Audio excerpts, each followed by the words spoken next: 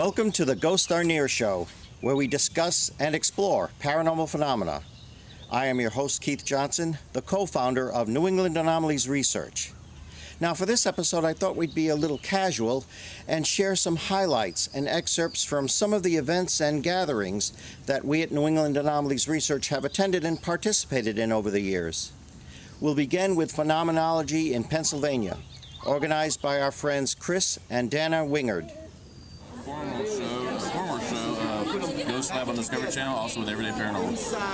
It's good to see you here. Good to see you. Good to finally meet you. Good to finally meet you in person. Your evil twin, so now yes. we get to meet the good twin. Who's the evil twin? Yeah, according to the other one. Yeah, he's the evil twin. Or who are you anyway? Which one is telling the truth? Fortunately, he's 4 years older than me. We're not exactly twins, but a lot of people think so. I have no idea why. Chris Stedman. It's the Johnsons. You are on Ghosts Are Near. Welcome to this intelligent showing of Ghosts Are Near. Thank you very much. Thank you. Jason Gowan. Hello. Welcome to Ghosts Are Near. Thank you for having me. Say hello to Sandra. Hello, Sandra. How are you? Hello, Jason Gowan. Can I just say We're something? on Ghosts Are Near. Yes, please do. Your husband is probably the hottest man in the paranormal. I think so. Well, he's got a brother that looks somewhat like him, but he's got the evil eyes. I think that's what it is. Carl's good looking, but Keith takes the cake. Thank you so much. Welcome. So I meet Big Jim Jones and Reese Adler. You are on Ghosts Are Near. Ghosts Are Near. Gotta believe it. Having a great time today? Definitely. One of the best paranormal conferences around. Fantastic. It's great to see you here. Good to see you guys. Glad you make it down here to Gettysburg. All right, say something really fascinating. I'm here with two of the most respected members of the paranormal community, and my buddy John and I go back a long ways. Rosemary, she's wonderful, incredible, like John says, an encyclopedia of knowledge, and she writes encyclopedias, and just so fascinating to be with them here at Phenomenology 103. And you are watching Ghosts Are Near. Yay. We're on Ghosts Are Near. This is Ghosts Are Near, and this is Mark and Debbie Constantino, and we're very pleased and honored that they're going to now be on our show. Hopefully we'll get them in the studio sometime back in RI. Oh, we'll definitely make time. You guys are awesome. So nice to meet you. Thank you. We feel the same way. We're still really glad and excited to be at Phenomenology. Oh, it rocks. We're going to do it again next year, whether David knows it or not. Absolutely. We will be here. Yeah, it's a wrap. I'm Aaron Houdini, and this is Bridget. Hi. I'm his girlfriend. And you are a descendant of Harry Houdini. Of Harry Houdini, yeah, great nephew. That's excellent. Houdini's brother Theodore married my great-grandmother's sister. Mm-hmm. And of course, you are a wonderful performer and escape artist in your own right and magician. Thank you. Yep. I hold a couple world records for the straitjacket escape and a couple championships in the straitjacket and, magic also, but I mainly do the escapes. Could you please tell me what it's like to escape from a straitjacket upside down on a crane suspended from personal experience? It is, hanging upside down in a straitjacket is, it's different. You see the world upside down. It's painful because of the way I do it. I just hang upside down by the rope. But you dislocate your shoulder beforehand. I do. Before I go up, and I hang in my hang with just rope around my ankles, no safety whatsoever. So I usually end up with some pretty serious rope burn and dislocate my shoulder using the crane, and then they'll take me up, and I work my way out. Sometimes taking longer than as quick as possible because it hurts so bad being upside down. There's a lot of weight. I weigh almost 215, something like 220, so there's a lot of weight on my knees, so it hurts, but it's fun. Well, thank you very much, and God bless you for what you do. You're welcome. You guys are off. But I always was kind of like, Just wah, wah, wah. Patrick Burns. I've been framed. Get it? Sorry. What are you doing? I'm filming you for Ghosts Are Near. For Ghosts Are Near, finally, huh? So glad to have you on our episode, Steve LaChance. We're glad to be on your episode. Here you are with your son Elliot. How you doing? Good. Fancy singing last night. You too. Yeah, you missed it. I sang. What did you sing? Oh, you don't want to know. We were singing Rocky Horror last night. Yeah. I'll have to get Sandra to chip in tonight.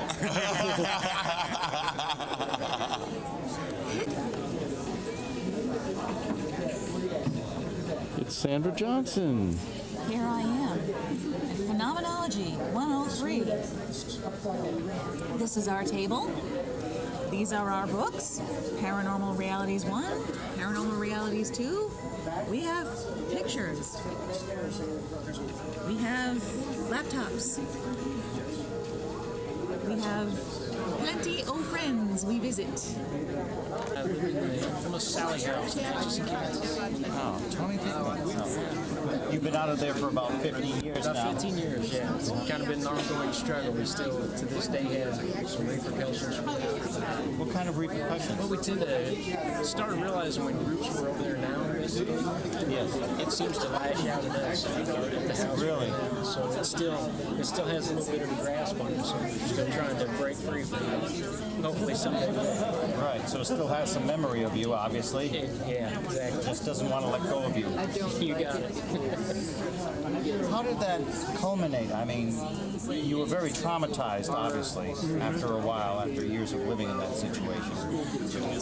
You know, I to this day wonder why it zeroed in on me as far as the physical abilities, but for some reason it seemed to, and kind of still does to this day. We just, after going through it, we're a little more knowledge about how to deal with it than we were back when we moved in the house in '93. I tell you, back then I had no hand, but knew nothing about the paranormal.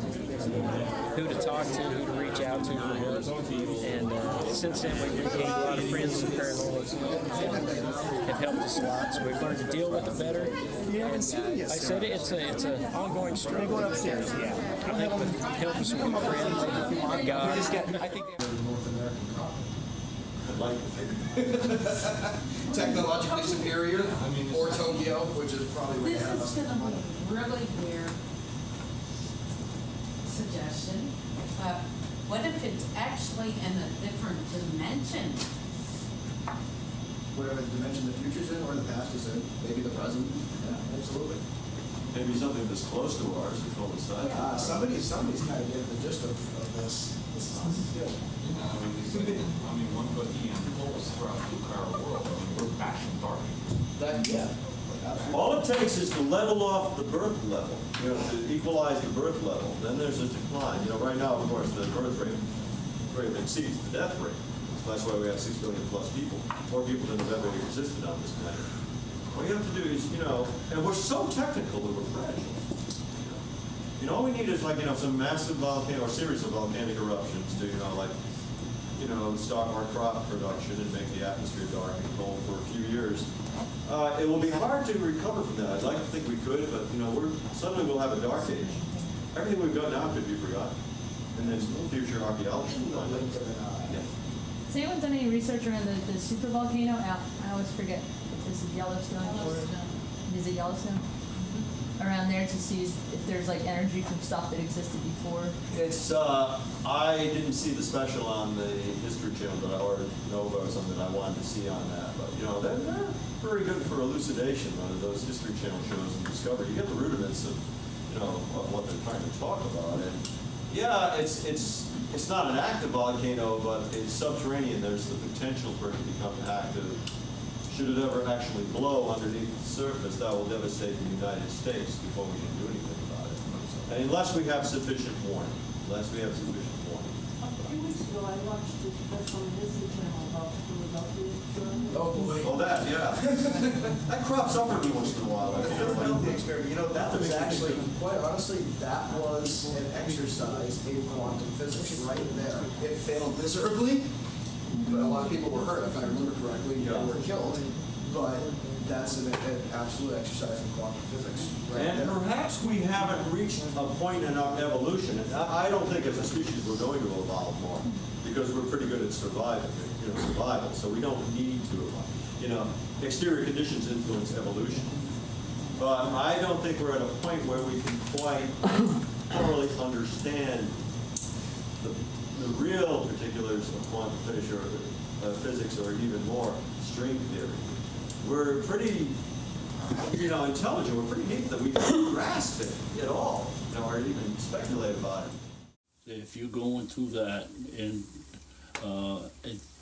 some people and some beliefs make you stay alive, and when you shouldn't Prolong them naturally. You shouldn't be. So, but there are there is organizations that help. Yeah. Have you got a place you were going to as a haunting? Yes. Yes, it's something about, I keep seeing green door, but it's just something, it's coming through like white walls, green door, something like that. Weird. I usually don't see ahead of time, I usually block. We haven't been there yet. Yeah. Well, we'll look for the green door. Look for the green door. It's interesting because whatever's happening is happening around the green door. Okay. So you'll enjoy that. Years ago, this goes back quite a few years ago, a friend of ours, this goes very, very back, back to the 1970s. You actually scared someone out of occult practices. He was briefly into occult practices. Yeah. He was calling on a certain deity, I won't even name, but a female deity Yes. that is known to be... Visually, I saw her again. You remember that? You remember that? I Yes. remember her. Yes. And we introduced him. I think my brother Carl introduced him to you, and without knowing his history or anything, you said, "Who's that lady over your shoulder there?" That she was a horror. That when you described that scared him. He never went into occult practices again. Horror. That scared him out of it. He never tried to somebody get with that. long, blonde, curly hair, we just huddled up and then turned and looked at me because she knew I could see her. And she looked at me and she had a beak instead of a mouth and big eyes. I thought I was going to climb out a window. That was interesting. Well, he did some good because he was into some very unhealthy practices and he never did that again. Yeah, that struck me too because that hit right on the head. You actually remember that. I didn't know if you remember that. No, we remember it because... I remember things that I couldn't handle at the moment, but I had to handle, and I did them. Those things stick with me because I learn, you know? Yeah. Like, we don't want them around. That one has shown up again with somebody else, with a woman. She's with a guy, and this guy, she's upset because he's cheating on her with somebody, and she don't know what. And I was reading cards for her, and she said, "I'm bringing him in, and he doesn't want to be read, but he's going to sit right there." And as soon as he sat down, he looked the same way with hollow eyes, dark circles everywhere, and I looked, and somebody come up behind him, and the hands like this here. The head kind of rubbed against him, and he reacted, just like the other one reacted. And the eyes came up, and there was that beak. I said, "Okay, now I know what to do with you." But I didn't know before. You learn from... This is sort of uncharted territory for everybody. That's right. Super uncharted. I mean, I love when I go into a ghost house and I see somebody halfway, from the knees down missing, I think it's neat. But, at the same time, it's still uncharted territory. You people deal much with evil entities? We do sometimes. We do sometimes. Because, to explain, we just had an episode with one, right? Yes. That I think about. you heard of the Grim Reaper? Yes. His brother, the Grim Keeper, right? Yes. Is there? This is out of my mind, so I don't mind. But anyway, someone is very sick and dying. The Grim Reaper will come at the time. He's not evil. He's not bad. It's time for that person to go. Mm-hmm. The Grim Keeper's brother.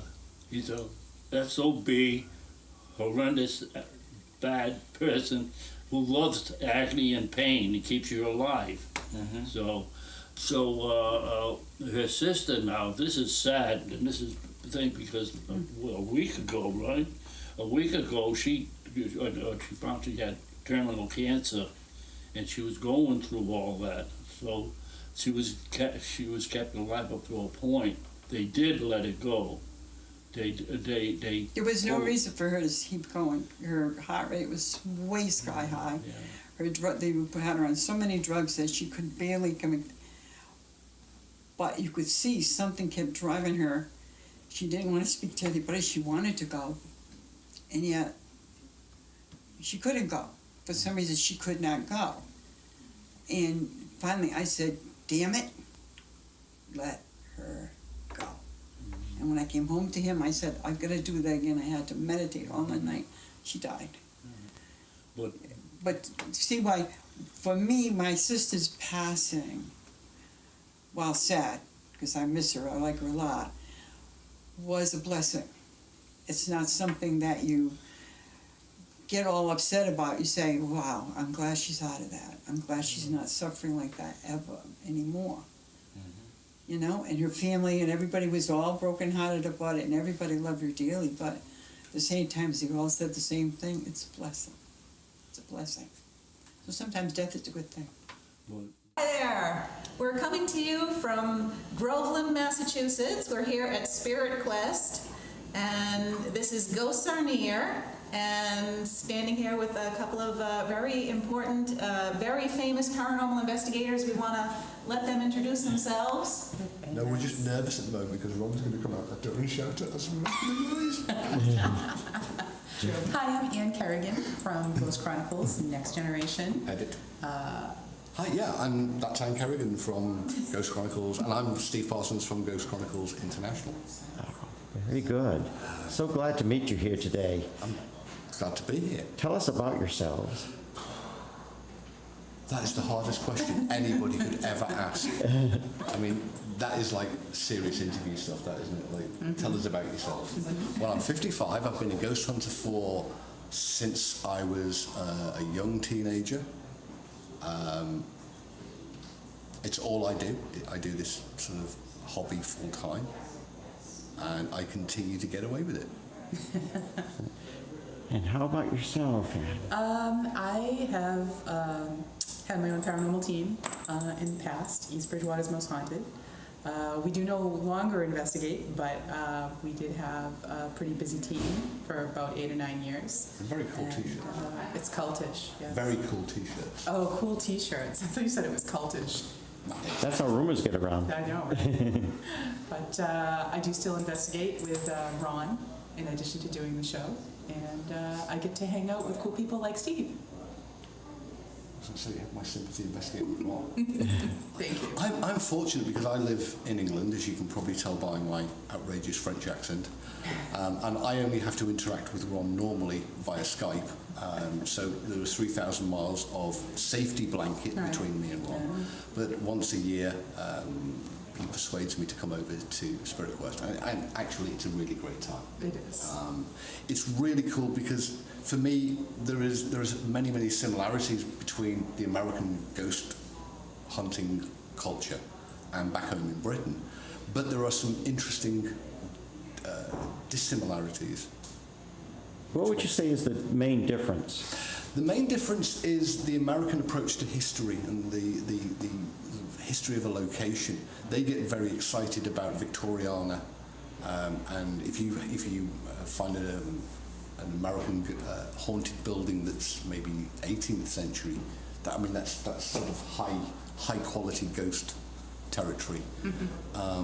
But in Britain, we're very much more blasé about historical buildings. What's different about it is increasingly a lot less. 10 years ago, there was dramatic differences in the way an American group would approach a case versus a British group, but now we've been subjected to a saturated market of ghost adventurers, of paranormal state, of the ghost hunters. So we see an awful lot of American television. That has a huge influence on the brave British groups actually do investigate the paranormal. There are very more similarities now than differences. Do you ever encounter really heavy cases, like what would be known as demonic cases? I do. People contact me about those sort of cases. They are increasing in the UK, but that is only, I believe, because of the media, because of the portrayal. The idea of the classic ghost of yore, the white lady floating down the corridor, perhaps with her head tucked neatly under an arm, or the phantom monk or the phantom stagecoach, it's so passé. The groups want more. They want to fight. They want to be seen to be fighting something. They are fighting evil. They are fighting demons. The people themselves are reporting experiences that are increasingly rooted in evil or blamed upon demonic forces. It's been great having you on our show, Ghosts Are Near, and I really hope to work with you at some time in the future. It's something I look forward to. Maybe we will get the opportunity to all work together, perhaps over here in the USA, or perhaps we can take you across the Atlantic to our side. But it's been great, guys. Very cool. We thank you very much for participating, Steve. It's great meeting you, great getting to know you. You're a wonderful chap, I must say that. You obviously don't know me that well. Well, thank you so much, and God bless. Thank you very much, guys. Thank you very much for the interview. We appreciate it. Welcome. Ron Kolek, we would like to officially present you with this allegedly haunted object for your collection. Thank you, Keith. You know, I don't know if I want this in my collection. Those eyes are a little freaky. Well, just as long as you don't sleep there at night and forget you have it and you wake up and that's staring at you. So I'll take real good care of Marijuana. Mary Iguana. Not an original name, but I thought it was fitting. I think it's fitting as well. And, you know, holding this, I actually feel some vibes. Good. Interesting. I hope they're good vibrations. Good, yes. She's lived in our living room for a while now, and we haven't. I didn't say they were bad vibes, did I? No, okay. no, not at all. A lot of people like to do it. They jump to, oh, your vibes, it must be bad.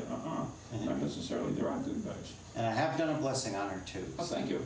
All right. Thank you very much. You know, I collect it, so I really appreciate this. And I also collect Bibles, so I have my own little sanctuary there. Great. So, thank you. Thank you. You're very, very welcome. Enjoy. Thank you for joining us on this episode of Ghosts Are Near.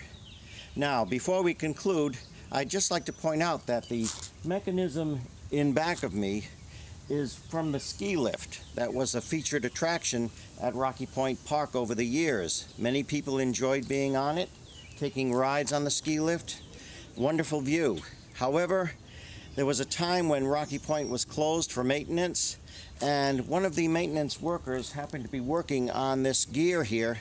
Somehow the mechanism started up spontaneously, and unfortunately the man was crushed to death. No logical explanation was ever given for why it started up so spontaneously when the power wasn't even supposed to be on. For Ghosts Are Near, I'm Keith Johnson. Thank you for joining us.